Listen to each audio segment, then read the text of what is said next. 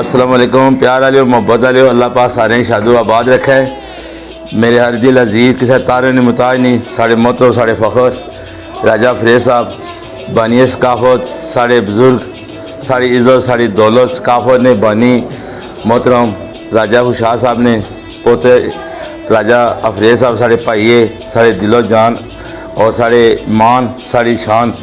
अल्लाह पाक ने शादो आबाद रखा है ना अपना कीमती वक्त दिता। बंदा ना चीज़ की साढ़े नाल कालमी डेकोरेशन वाले सैयद महमूद शाह जी साहब ये भी साढ़े को लाए। तो राजे साथ की थी एक दो शेर के माशरी कासी पर जड़ा अज कल दो दौरा गुजरना पाया। राजा साहब तुसा नज़र कर सो तुसा नहीं कि तोबा तोबा अजकल दियां यारां कोलों, तोबा तोबा अजकल दियां यारां कोलों भी संगतां दे फतूर बुआ छड़ दे। गल इधर दी कर दे उधर रहंदे नित जालों में झगड़े करा छड़ दे।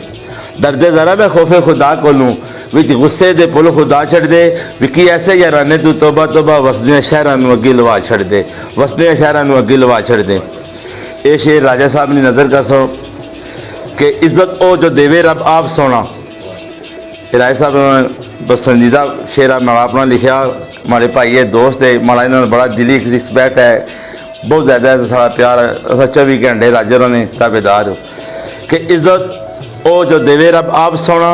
बंदे बंदियां नूं नीचा दिखाने रहने, इधर ये होया उधर होया फंगा ना डार बनाने रहने।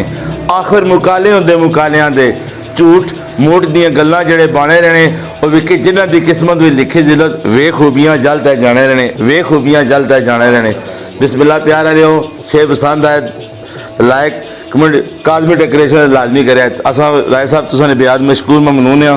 तुसा अपना टाइम कीमती असें दिता, साढ़े भाई हो ते असा दी शान हो, असें फखर है जे तुसा साढ़े को बहने हो, असा इज्जत करने हो। असा तुसा वास्ते दुआ गो अल्लाह तुम जिथे जाओ हरे रहो भरे रहो। संगतां नाल अनमोल तुसा वैसे भी अनमोल हो, तुसा दी संगतां ही बकीज़ा या तुसा खुद ही बकीज़ा हो तो साढ़ा फखर हो। अल्लाह तुम शादो आबाद रखे।